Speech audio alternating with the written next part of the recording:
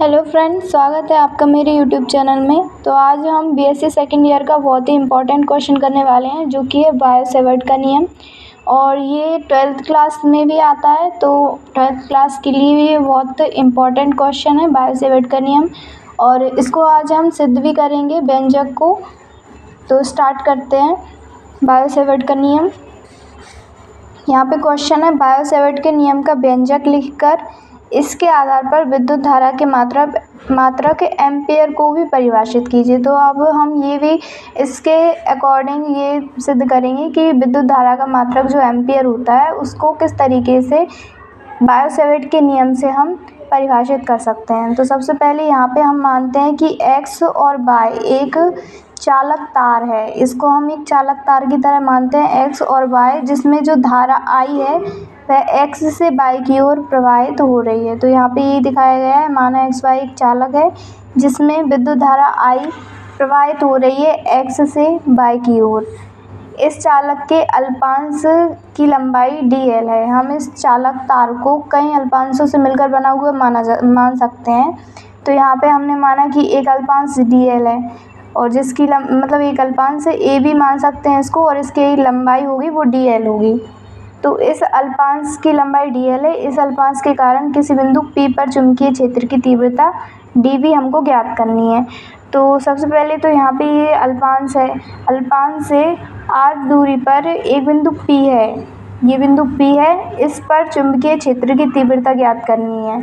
तो ये जो इस नियमानुसार जो बायो-सेवर्ट का नियम होता है उसके अनुसार चालक में जो प्रवाहित धारा I है वो उसके अनुक्रमानुपाती होती है, किसके? चुंबकीय क्षेत्र की तीव्रता dv के।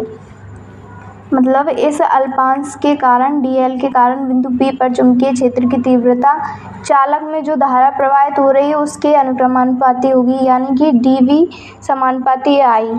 दूसरा, अल्पांश की लंबाई, जो अल्पांश की लंबाई है dl, उसके अनुक्रमानुपाती होगी, यानी कि dv अनुक्रमानुपाती dl।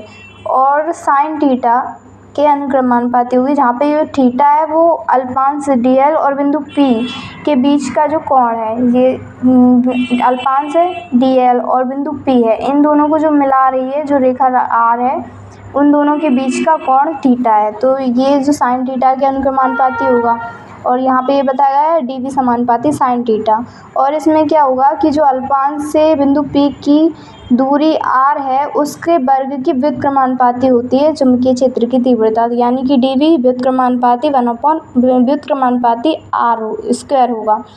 और यदि हम इसे इस तरीके से भी बोल सकते हैं, dv समानुपाती 1/r स्क्वायर।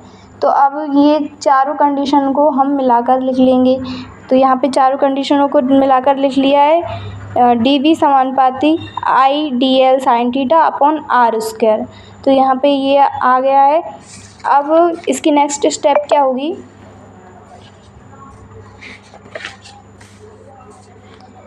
तो क्या करेंगे, समानुपाती का निशान हटेगा और बराबर का निशान लगाएंगे, तो यहाँ पे एक के नियतांक आ जाएगा। और जो सामग्री थी वो वैसी की वैसी रहेगी, ideal sine theta upon r square. तो यहाँ पे हम इसको परिभाषित करेंगे कि जो k है वह आनुपातिक नियतांक है, जिसका मान मापन की पद्धति एवं अल्पांश और बिंदु P के बीच के माध्यम पर निर्भर करता है। मतलब जो k है ये तो एक नियतांक है, और इसका जो मान होगा वह मापन की पद्धति होगी, जैसे SI मात्रक, CGS मात्रक, उसके अकॉर्डिंग।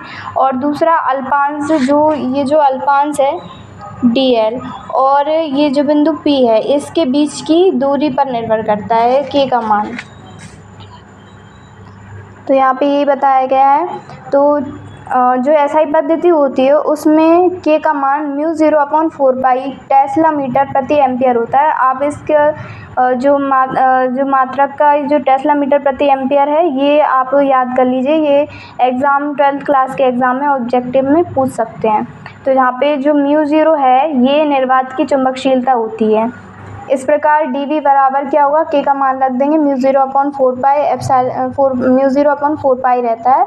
तो dv बराबर μ0/4π into ideal sine theta upon r square, समीकरण फर्स्ट दे देंगे।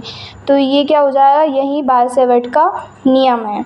अब हम जानते हैं कि जो μ0 का मान रहता है, μ0 का मान वो 4 पाई इंटू 10⁻⁻7 टेस्ला मीटर प्रति एम्पियर होता है।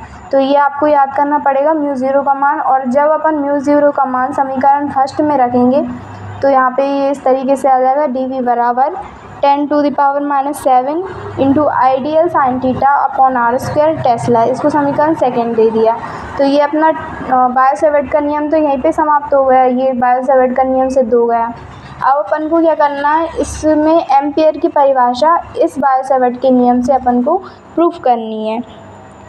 तो इसके लिए अपन क्या करेंगे, इसके लिए सबसे पहले समीकरण 2 लेंगे और समीकरण 2 में जो dl की लंबाई है वह 1 मीटर लेते हैं और जो r का मान है वो भी 1 मीटर लेते हैं। साइन थीटा का मान 1 रखेंगे क्योंकि थीटा का मान अपन को 90 डिग्री यहाँ पे शो हो रहा है। और जो dv बराबर -10⁻7 टेस्ला रखेंगे। तो समीकरण 2 में क्या हो जाएगा, यहाँ पे dv बराबर 10⁻⁻7 रखा और ये ऐसा का ऐसा, और आई का मान हमने अभी नहीं माना है, आई ऐसा का ऐसा रहेगा। dl का मान हमने 1 माना है, साइन थीटा का मान 1 होगा और r का मान 1 होगा। तो जब अपन इसको सॉल्व करेंगे तो I बराबर 1 एम्पियर आ जाएगा। अतः फिर इसके बाद ये डेफिनेशन लिखेंगे, अतः 1 एम्पियर की विद्युत धारा वह विद्युत धारा है जो वायु या निर्वात में रखे किसी चालक के 1 मीटर त्रिज्या के 1 मीटर चाप में प्रवाहित करने पर उसके केंद्र पर 10⁻7 टेस्ला का चुंबकीय क्षेत्र उत्पन्न कर दे। मतलब जो 1 एम्पियर की विद्युत धारा है वह किसी चालक में प्रवाहित, मतलब 1 मीटर लंबा चालक तार है, उसके कारण जो 1 मीटर की दूरी पर कोई बिंदु है उस पर 10⁻7 टेस्ला का चुंबकीय क्षेत्र उत्पन्न कर दे, तो वह क्या है, 1 एम्पियर की धारा है। तो ये इस तरीके से आप नोट कर लेना। और ये पूरा बायो-सेवर्ट का नियम और 1 एम्पियर की परिभाषा हो चुकी है। Thank you for watching.